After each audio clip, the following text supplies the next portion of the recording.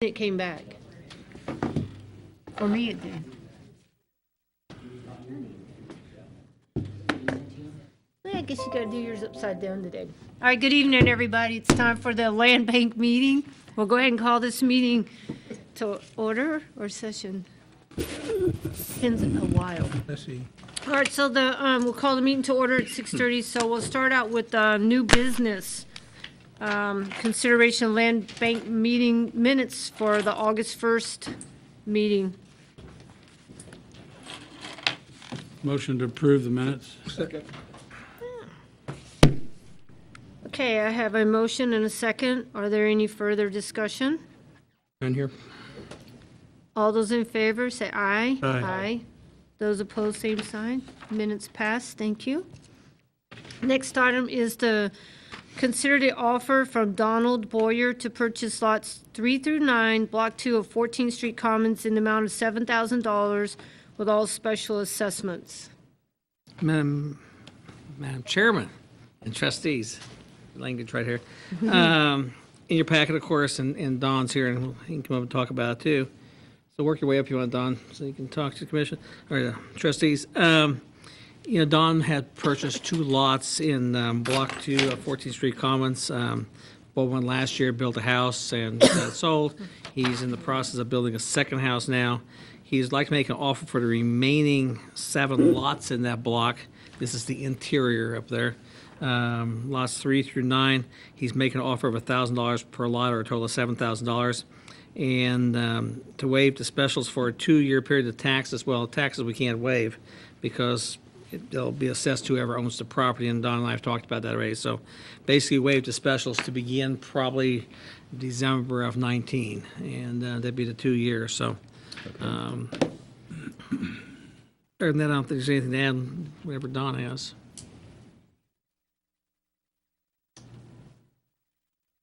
What did we pay for the other lots?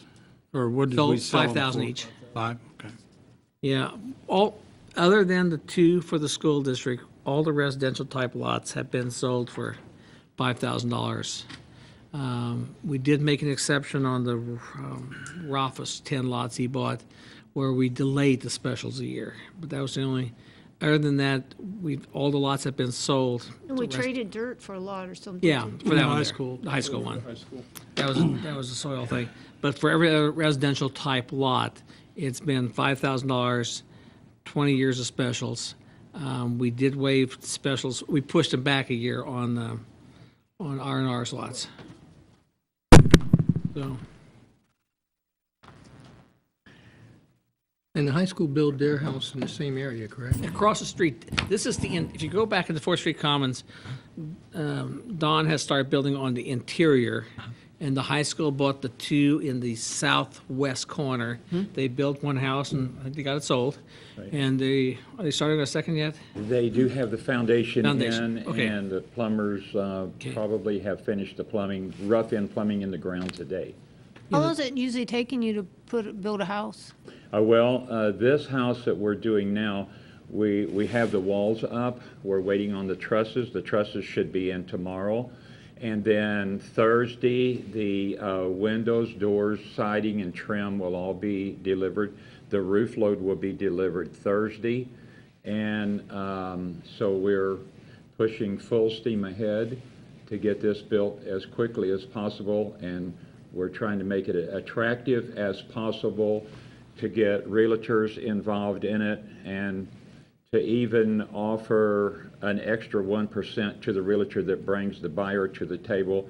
We're even offering to individuals $500 cash for a buyer, and who knows who might know of a buyer. But the biggest dilemma that we face is the Manhattan market. And we have to keep our price below the Manhattan market in order to attract Manhattan buyers and to attract Manhattan realtors to bring their buyers over here. That's what happened on the last house that we built. It was a Manhattan realtor with a Manhattan buyer, brought them over here, and because of the price of the house, they bought the house. So hoping that that same thing. thing will happen this time. Why do you feel that the need to go from $5,000 per lot to $1,000 per lot? Because we're trying to make this as attractive as possible to buyers, and again, to keep the price below Manhattan. And the second dilemma that we're in, that might not mean anything to you, but it does to me, and that is I can buy a repo, and I've done a lot of this in Junction City, probably 60 houses in Junction City, and I can buy a repo, and for less time, less amount of people involved in it, and turn it quicker and make more money on a repo than I can a new one. So it's kind of like, what do we want to do? Do we want to stop mowing grass and build houses, or that's kind of where I'm at.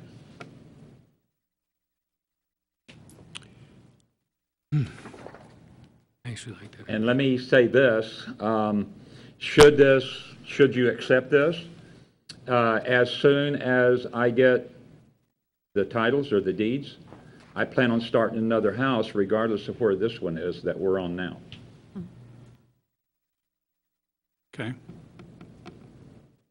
Mr. Boyer, so you're going to buy 7 lots. When do you plan to build on these other 7 lots? One house at a time, and then it could be 10 years? Well, we're not half done, but we're waiting on the trusses on the one we're on now. Okay. So if we can close as soon as, I'm ready to close as soon as the title company can get the work together, the paperwork together.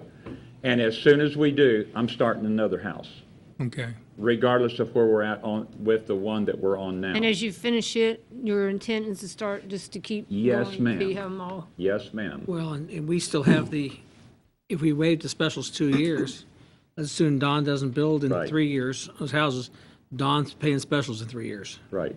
I really don't plan on paying any. And that's, of I them. get that, but that's the incentive of him That to was one to get to. move forward and get them The marketed. reason I asked for 2 years is I plan on having, I plan on being out of there by then. Wow.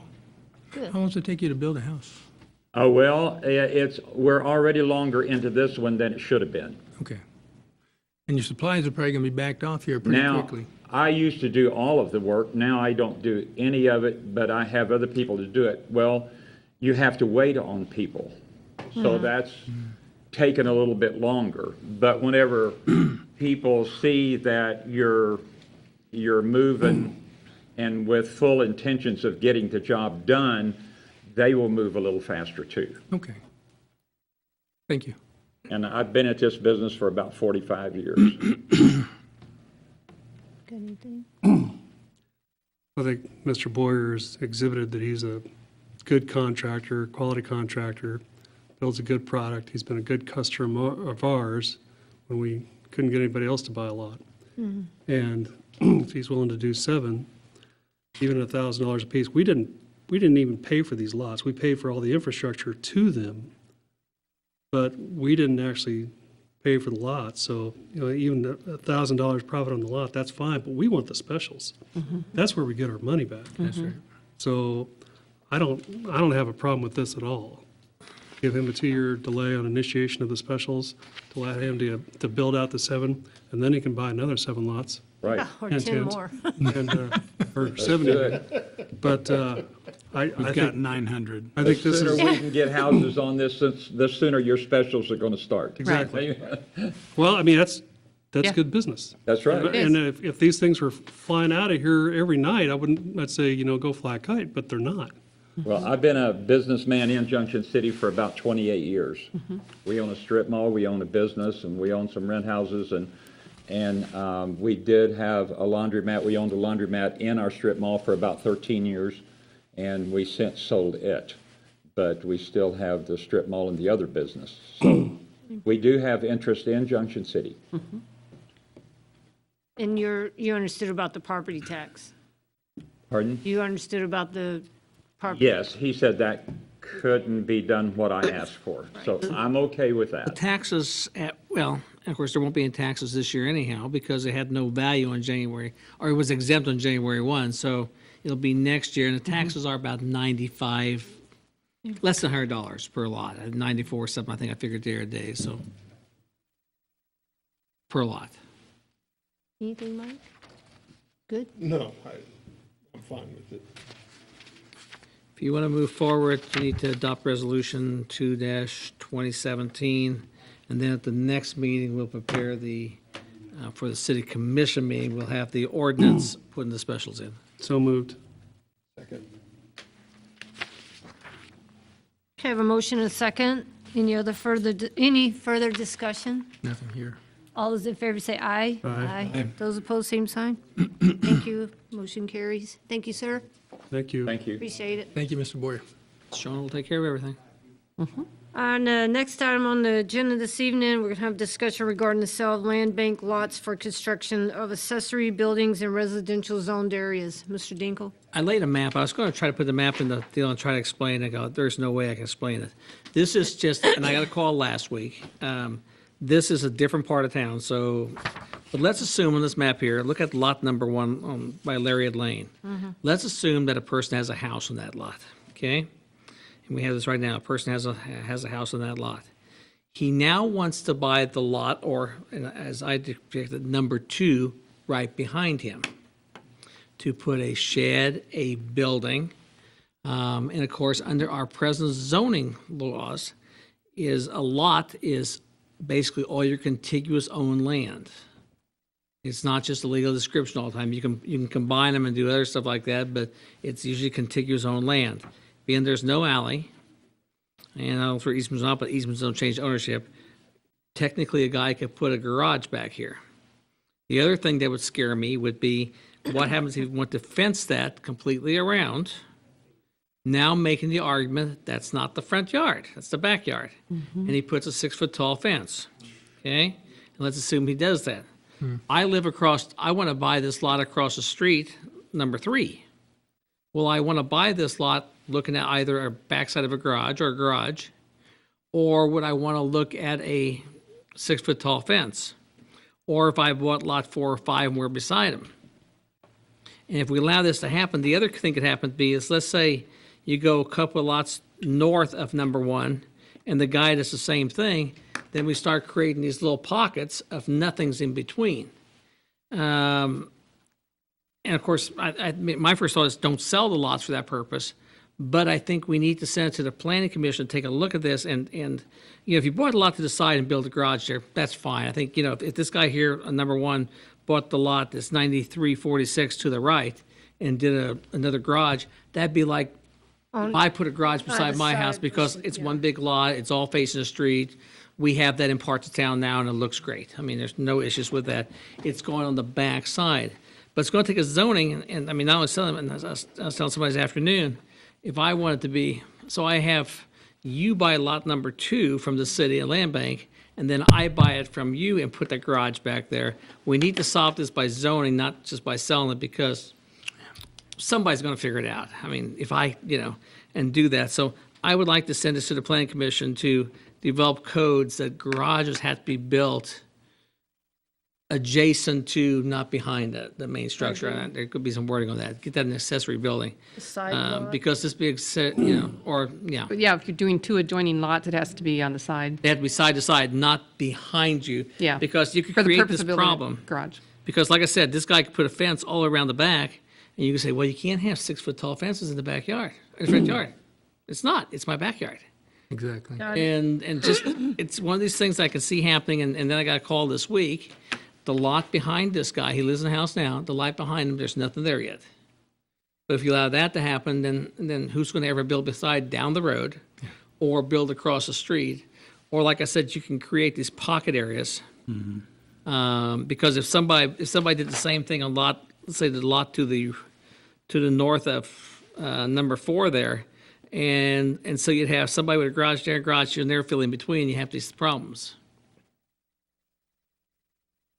We could look at code though, couldn't we, and say that you couldn't build a 6-foot fence on street frontage Yeah. against the street. But all that would do is take care of the fence. You could still wind up with a Garage. garage there. Those are all over town We need to send, now. Right.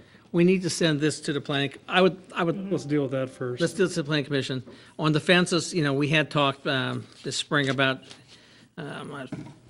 before we had change, there was change of staff, about the reamortization thing.